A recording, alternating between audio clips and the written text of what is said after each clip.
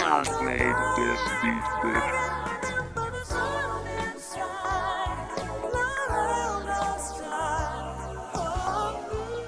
Hello and welcome to my channel. My name is 𝕃𝕖𝕟𝕒 with the good hair, and in this video we will be talking about why you think your hair is not grown.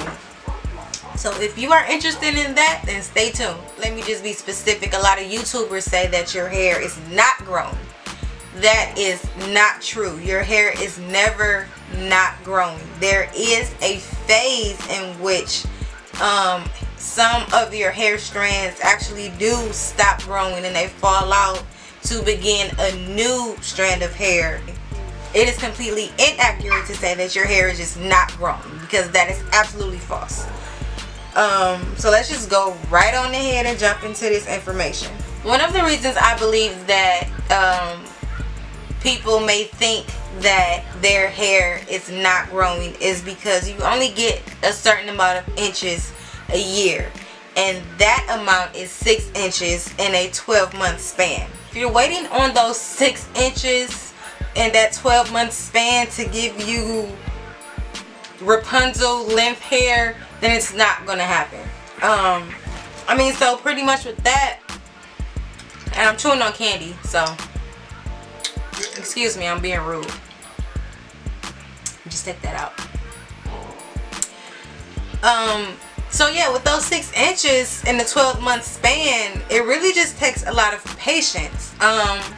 One thing that I used to tell my clients when they would ask me how I got my hair this length, or anybody when they ask me how I got my hair this long, what are some steps that they can take, the one thing I will always ask them is, have you watched a pot of water boil? And that was my question, because I wanted them to realize that if you're constantly paying attention to your hair, watching your hair, stretching it out, trying to get the length each and every day, every second of the day, then of course you're not going to see growth. And it is a proven fact that someone else would see growth in your hair, or someone else might see you losing or gaining weight and you don't see it because you look at yourself every day, you know. So if you're constantly paying attention, trying to see you know, your growth, then you won't see it. One thing that a lot of YouTubers do, or a lot of people that want the length, one thing that we all have in common is that we do length checks. So, and it's not that often. YouTubers might do it every month because of, you know, the YouTube channel, because of their channel. But, you know, just try to do monthly checks or bi-monthly checks to see, so you can actually see the growth in your hair. Other than that, you know, just kind of leave it alone and let it grow. So moving right along, what stops hair from growing? And this is the main thing about growing your hair.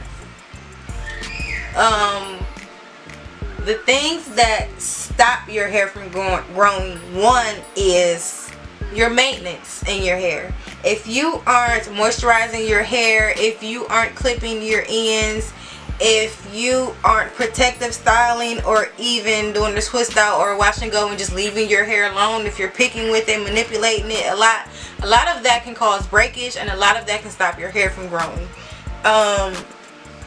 There is actually a hair cycle in the same way there is a water cycle. The 3 cycles is anagen phase, catagen phase, and telogen phase. The anagen phase is active hair growth. So when you as your hair grows, which is about 1 centimeter every 28 days, that is the anagen phase, the first phase. The second phase is the catagen phase, which is all of this hair, whatever you see on your scalp, poking through your hair, through your head, through your follicles, that is the catagen phase. Because it actually, there is the follicle, and then there's a bulb that the hair grows out of. So this would be the active phase, and this would be the catagen phase. Okay, And the telogen phase is actually the phase where your hair rests, so it will stop growing and it will fall out, and then the hair cycle starts all over again. So that's why I said in the beginning, there is a period when your hair stops growing, but it's never all at once. You know, it happens in various areas of your hair. Different parts of your hair is in a different phase. So that's the hair growth cycle. Now let's get into length retention. Of course, I want to keep as much of those 6 inches in those 12 months as much as possible, right? So let's talk about the steps that, proven steps that we all can take to keep some of those inches without having to cut them off or without having them break off. Moisturize your hair and seal your ends. First of all, let's get into sealing your ends. Sealing your ends is important because it is the oldest part of your hair. So if you are moisturizing your roots and you know you're bringing it down to the rest of your hair and you're not making sure that you're taking extra precautions for the ends of your hair, then that can be damaging and hurtful, because split ends is the main reason for breakage and the main resort of unhealthy hair. Split ends are detrimental to any sort of hair, especially curly hair, because you get a split end and of course it obviously starts at the end, but it will actually start to break up into your strands until it gets to the root of your hair, and it will actually split that entire strand, and then you just have to cut all of your hair off. There is no transitioning from that. You have to cut split ends. So, you know, and I just segued into one of another tip, cutting your split ends. Like I said, it's very, very important to any sorts of hair, but especially your curly hair, because curly hair tends to be drier. So that's why you moisturize your hair. Deep condition your hair. Whenever you shampoo your hair, deep condition your hair. Unless you shampoo, you know, maybe about twice a week, which I feel that you should not be doing, because there is a such thing as moisture overload. So, you know, moisture is great for natural hair, but it's also, it can be a bad thing for natural hair. So moisturize often, but not too much, if that makes sense. So, you know, but let's say that you do deep condition. You have your wash day and you shampoo, condition, deep condition, leave-in conditioner, whatever other products, and then you seal it in with oil. I would not recommend that you turn around on Wednesday and do that entire process over again. Co-wash. You know, keep moisture in your hair, but not too much and not so often. We've talked about moisturizing and sealing your ends. We have talked about split ends. The next thing, let's get into manipulation. Manipulation is bad. It causes frizz. So I'm going to keep doing this to my hair all day. I'm going to sit on Snapchat and Instagram, and I'm going to be on live, and I'm going to be doing this all day, playing with my hair all day. And what am I doing? Causing frizz. What am I doing? Causing breakage. Because the frizzier your hair is, the drier your hair is. The drier your hair is, the more prone to breakage you are. So protective styling is number one.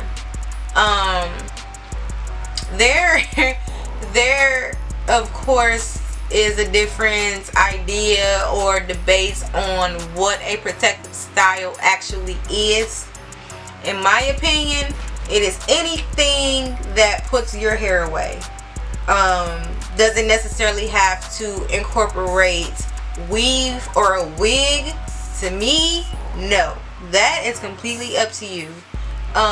braiding your hair, twisting your hair, weaves or wigs, as long as your hair is put up, it's protected. I mean, that's just it. It's the definition of protected when you put your hair away to protect it from elements and whatever environment it is that you stay in, or whatever season it is, or you know, anything like that. So moving on to bonnets and scarves. Silk bonnets, silk scarves. Curly hair ravels into each other. So if your curly hair is going to get caught up and ravel into each other, what makes any of us think that it will not do that on your cotton sheets and your cotton pillowcases? I'm giving y'all a second to answer that question. Okay, nothing. Cotton feels amazing, especially the higher the thread count.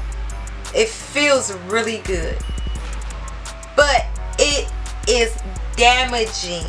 It is disastrous for your natural hair, because your curly hair will curl into that cotton and it will break right off with every twist and turn and everything. It doesn't matter how, you can't, there is no way to protect your hair from cotton other than satin or silk, something that your hair can glide on. I have a satin, well, all of my bonnets are satin. My particular favorite right now is Glow by Daye, so I will have that linked in the description box for you guys, so you can just click on the link and go ahead and check it out and purchase one, because they are amazing. I have a silk pillowcase to protect my hair just in case I don't feel like putting my bonnet on, or I can't find one of the 3 that I have, or I forget, you know, whatever. So the satin pillowcase is the added protection for my hair, just in case I do not have on my satin bonnet or silk bonnet or whatever it is. Detangling your hair in sections. Obviously, if you have shorter hair, then you will be able to just detangle your hair altogether. However, I would like to suggest that if you do have short hair, get in the habit of creating 4 to 6 different sections, so that as your hair grows, you can you know, you'll already be accustomed to doing it. If you have longer hair, if you do not have a TWA or a teeny weeny afro, if you have longer hair, then you definitely need to be sectioning your hair, because hair tools, unless it's metal, because metal actually glides along hair, hair tools actually, they can actually break your hair off too. Plastic can, for sure. So if you create 4 sections and then you might do a subsection, then that's perfect. Always start from the ends of your hair and work your way up slowly. That will help you you know, minimize the breakage. Always, okay, always detangle your hair wet. So either in the shower, some natural hair women actually do their entire wash day in the shower, from the shampoo to the style. So I mean, that's cool, because your hair has to be wet. And one thing that I have found, at least that I like for my hair has to be wet, and I have to have a product, a conditioner or a leave-in conditioner with good slip, or even a co-wash with good slip. And slip is just when you put that product on your hair and you are able to detangle your hair with ease, and you can put your fingers through it with ease. That's slip. So whenever you hear the term slip, that is what we are talking about. But yeah, I have to have a product on my hair. It has to be wet. It does not have to be soaking wet, but it has to be wet, and it has to have a good product with slip so that I can get my tools through.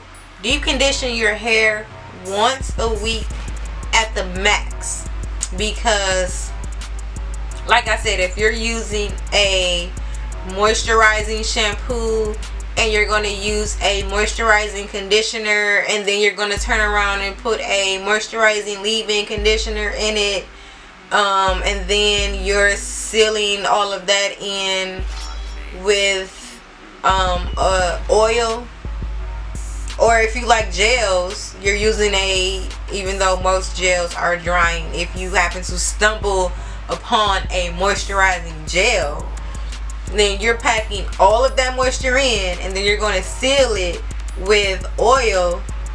You know, too much of that too often is very damaging. You know, it's not